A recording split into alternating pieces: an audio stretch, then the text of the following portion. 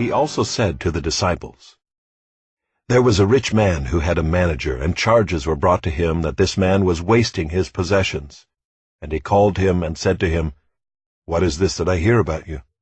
Turn in the account of your management, for you can no longer be manager.'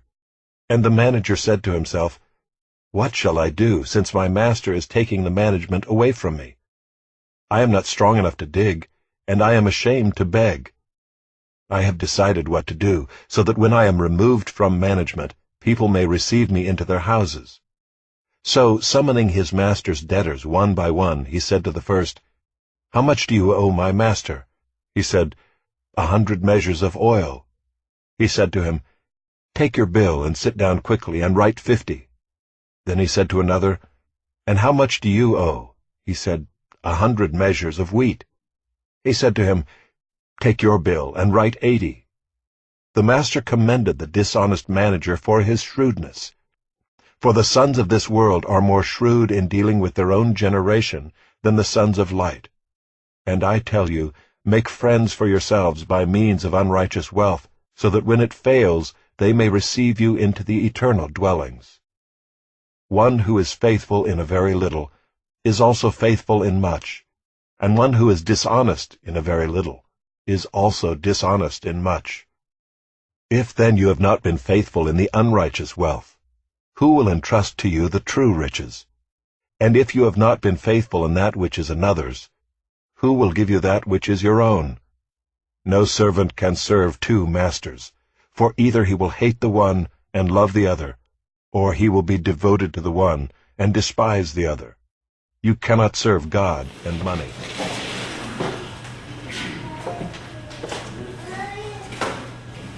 Today I'm not going to talk about serving God and wealth. I don't think we need that here today at St. George's. But what I will tell you about is about what I consider a perplexing parable about the crafty and creative manager.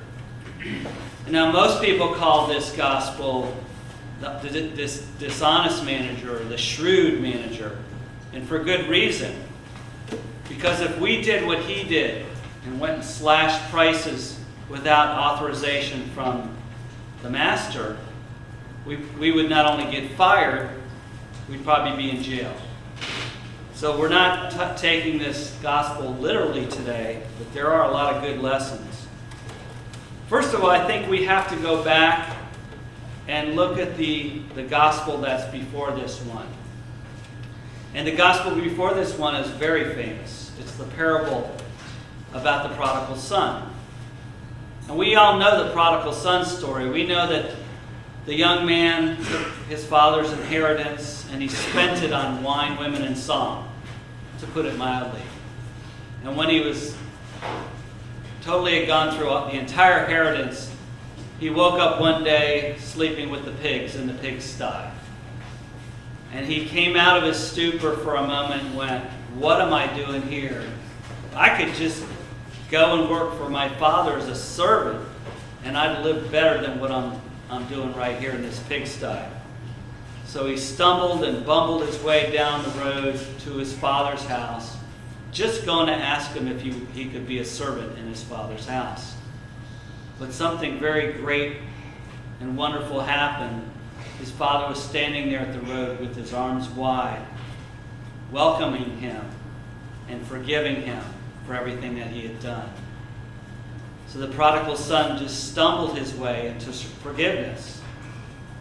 And if we know that theme, we can see that theme kind of continues through our parable today of the dishonest, shrewd, or as I like to call him, the crafty and creative manager.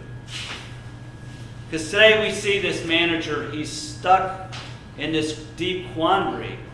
His master just came to him and basically said, "I know you're ripping me off. What are you going to do about it before I fire you?" And the manager's, like I said, is just in this deep jam. And he's thinking to himself, what am I going to do? How am I going to get out of this?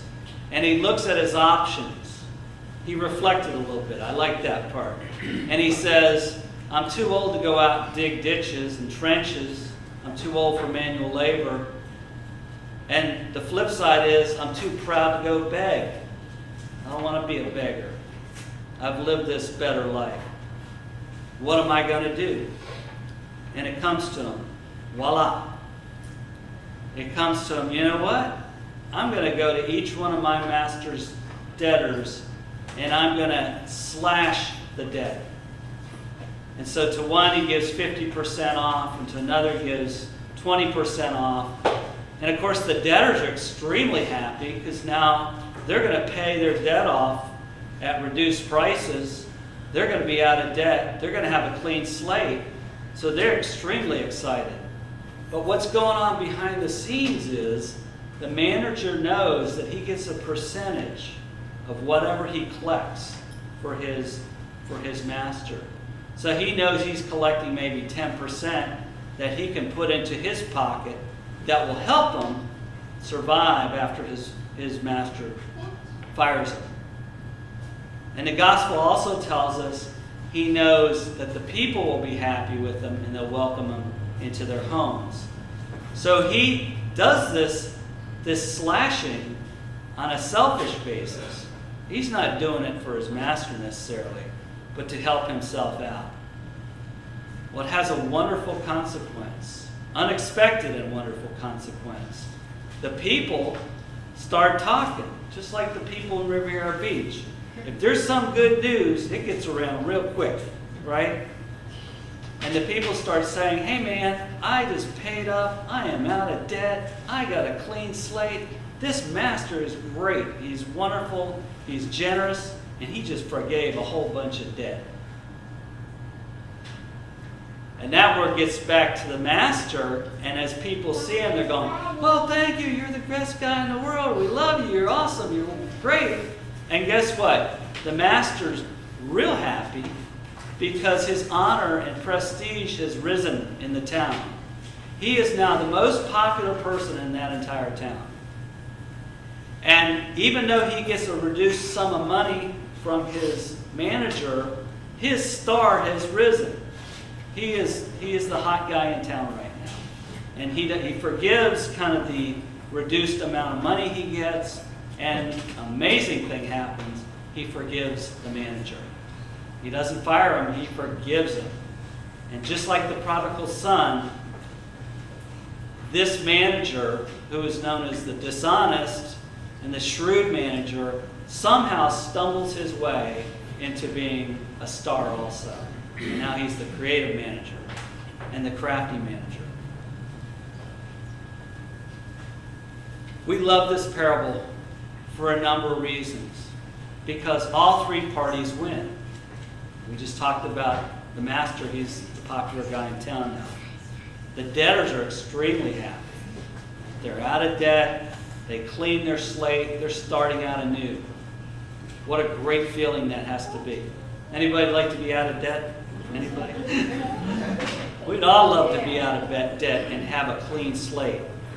And of course we know that the dishonest manager, he's now free too from the axe that was literally hanging over his neck.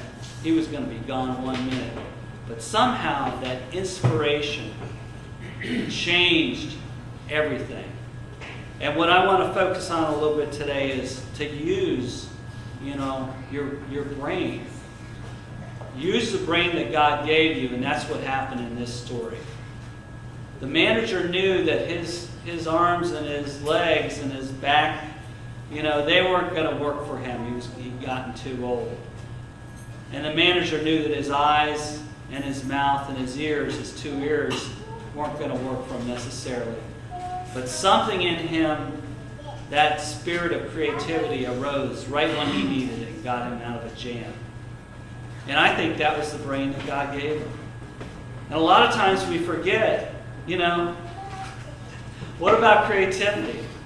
What about looking at this from a different perspective? And again, he did it all selfishly, but somehow he stumbled into forgiveness for all three parties. And I want to quote something that Bishop Friday, who will be here next week for confirmation, he always says this. When you come into the Episcopal Church, don't leave your brain at the door. He always says that. Don't leave your brain at the door. Don't leave it outside. In other words, God gave you a brain. Use it. It's full of creativity. Use it and think about things. And when you come to church and you're struggling with something, ask God to help you. Ask God to inspire you. I mean, if He could do it for this dishonest manager, He could surely do it for folks that come to church. So what I'm asking you to do is use your crafty brain to help you to get to that clean slate, to help you to get to forgiveness. Use your brain. Imagine no debt. And I'm talking about no debt money-wise, but I'm also talking no debt spiritual-wise. Just like God, who was the father in the prodigal son, opened his arms, God's opening his arms today, even to this dishonest manager, who now I call the creative and crafty manager. So use the one thing, the one and only thing that God gave you, your creative brain, to help you to come back to God.